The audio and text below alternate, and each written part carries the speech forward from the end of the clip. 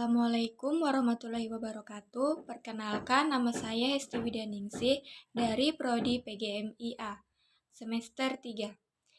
Di sini saya akan menjelaskan tentang penanaman nilai dan sikap dalam pembelajaran IPS di SD. Pentingnya nilai dan sikap dalam pengajaran IPS.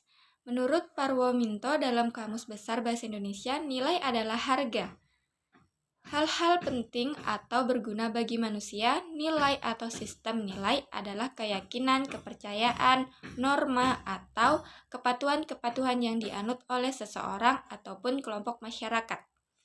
Adapun menurut Sandin, bahwa sistem nilai seseorang terdiri dari seperangkat asumsi-asumsi, pengertian-pengertian, keyakinan, dan komitmen kita untuk mengarahkan pilihan perilaku. Secara teoritas, Sandin mengklarifikasikan nilai menjadi yang pertama itu nilai-nilai hedonik, yang kedua nilai-nilai estetik, yang ketiga nilai etika, yang keempat nilai religius, dan yang terakhir itu nilai logika. Adapun dilihat dari sifatnya, nilai dapat dilogikakan menjadi 4. Yang pertama itu nilai yang memiliki sifat relatif, stabil, dan bertahan dari waktu ke waktu mengikuti kelangsungan hidup sistem sosial budaya masyarakat yang bersangkutan. Yang kedua, nilai sebagai suatu bentuk keyakinan. Yang ketiga, nilai memiliki 2 kategori, yaitu nilai instrumental dan nilai terminal. Yang terakhir, nilai-nilai yang disusun atau diorganisasikan ke dalam suatu sistem. Dengan demikian, dapat disimpulkan bahwa nilai secara umum merupakan ukuran tentang baik buruk, tentang tata laku yang telah mendalam dalam kehidupan masyarakat. Dan dapat disimpulkan juga secara sederhana bahwa nilai sikap dalam proses pembelajaran di sekolah pada diartikan upaya sistematis dan sistemik atau mengukur dan menilai perkembangan siswa sebagai hasil dari proses pembelajaran yang telah dijalankan. Pembentukan sikap. Ada 3 model pembentukan sikap. Yang pertama itu mengamati dan meniru. Yang kedua, menerima dan penguatan. Dan yang terakhir itu menerima informasi verbal. Model-model ini adalah sesuai dengan pentingnya penerapan dalam dunia pendidikan. Mengamati dan meniru, menerima penguatan, menerima informasi verbal. Dan adapun teori perubahan sikap itu ada macam-macam. Yang pertama itu teori pembelajaran atau learning theory. Teori pembelajaran atau learning theory merupakan perubahan sikap sebagai suatu proses pembelajaran. Teori ini tertarik pada ciri-ciri dan hubungan antara stimulasi dan respon dalam proses komunikasi. Menurut Yale atau The Yale Communities and the Program, yaitu program komunikasi dan perubahan sikap, telah memberikan sumbangan besar terhadap teori ini. Menurut program Yale, ada 4 unsur dalam proses pembelajaran yang dapat mempengaruhi perubahan sikap, yaitu yang pertama itu menyampaikan sebuah sumber informasi baru, komunikasi atau informasi yang disampaikan, penerimaan, dan yang terakhir itu situasi. Dan teori yang kedua itu teori fungsional atau functional theory.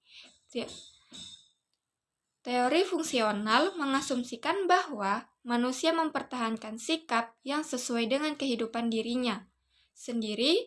Perubahan sikap terjadi dalam rangka mendukung suatu maksud atau tujuan yang dicapai.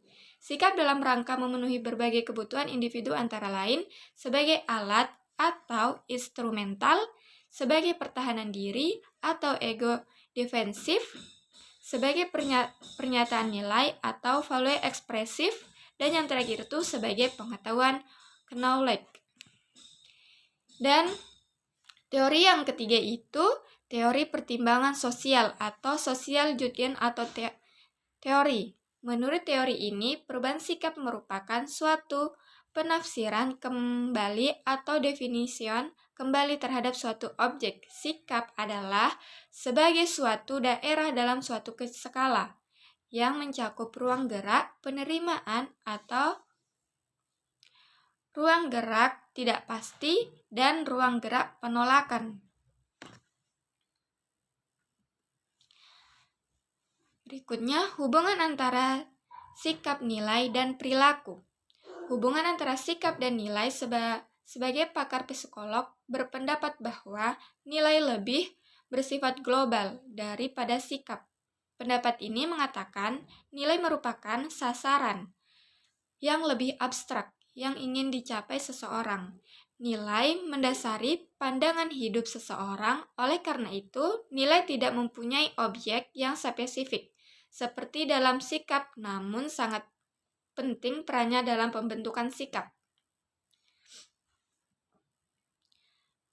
Nah, berikutnya penanaman nilai dan sikap dalam pengajaran IPS.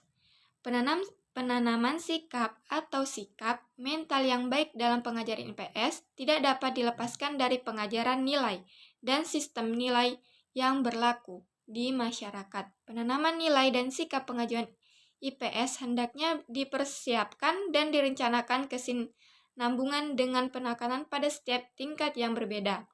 Menurut Paul Suparno, sikap dan tingkah laku umumnya lebih mengembangkan nilai kemanusiaan dan pengembangan nilai kemanusiaan dan pengembangan kesatuan sebagai warga masyarakat perlu mendapatkan tekanan beberapa sikap dan tingkah laku.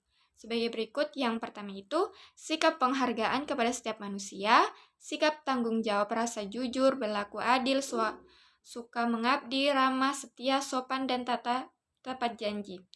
Dan yang ketiga itu sikap demokrasi dan menghargai gagasan orang lain serta mau hidup bersama orang lain yang berbeda. Yang berikutnya, kebebasan dan tanggung jawab. Penghargaan terhadap alam, penghargaan terhadap Sang Pencipta. Beberapa sikap penghargaan sebagai pribadi manusia yang disiplin, bijaksana, cermat, mandiri, percaya, dan mandiri. Penanaman nilai dan sikap ini harus sudah dimulai sejak kecil, dari TK atau SD, dan berkelanjutan jenjang SD. Siswa harus diperkenalkan pada proses pengembangan pemahaman alasan-alasan yang nilai diperkenalkan. Pada siswa kelas rendah, unsur-unsur permainan dan penanaman nilai tidak boleh dilupakan mengenai ilmu pengetahuan.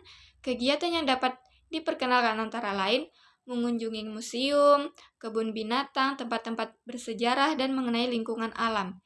Ilmu pengetahuan alam harus dicintai bukan ditakuti. Dan sampai jenjang perguruan tinggi yang harus dikembangkan adalah aspek akademik. Secara tuntas, ini berarti penanaman nilai-nilai hidup yang membentuk sikap hidup diharapkan telah purna. Pada jenjang ini harus dikembangkan pendalaman secara ilmiah tentang nilai-nilai hidup manusia dengan pertanggungjawaban yang mendalam dan ilmiah. Itulah presentasi saya. Kurang dan lebihnya mohon dimaafkan. Wassalamualaikum warahmatullahi wabarakatuh.